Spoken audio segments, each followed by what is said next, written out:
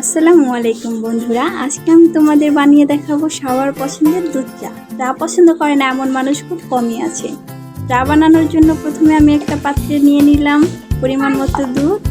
দুধটা হালকা গরম করে নিলাম। দুধটা গরম হয়ে যাওয়ার পরে দিয়ে দিলাম দুটো এলাচ আর দুটো লবঙ্গ। দুটো এলাচ আর দুটো লবঙ্গ দিয়ে ভালোভাবে দুধটা ফুটিয়ে নিতে হবে। 10 মিনিট ধরে আমি দুধটা ফুটিয়ে নিয়েছি। দুধটা ফুটানো হয়ে গেলে দিয়ে দেব 2 চা চামচ চিনি আর দিয়ে দিলাম 2 চা চামচ চা পাতা। চা পাতাটা কিন্তু তোমরা তোমাদের পরিমাণ মতো দিতে পারো, যার যেমন ইচ্ছা। আমি 2 চা চামচই দিয়েছি। চা পাতাটা দিয়ে ভালোভাবে জাল করে নেব। মিডিয়াম আঁচে চাটা জাল করে নেব।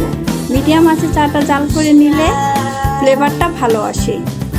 দেখো বন্ধুরা, আমার চায়ের কালারটা কত সুন্দর আসতেছে। এমন এক কাপ চা হলে সকাল সকাল মনটাই ফ্রেশ হয়ে যায়। তারপরে আমি চাটা ছেঁকে নিলাম। ছেঁকে দেখো ঢেলে নিয়েছি। কত সুন্দর লোভনীয় একটা কালার আসছে। দেখেই মনে হচ্ছে চাটা খুব মজাদার। এরকম এক কাপ চা খেলে সকালে এমনিতেই মন ভালো হয়ে যায়।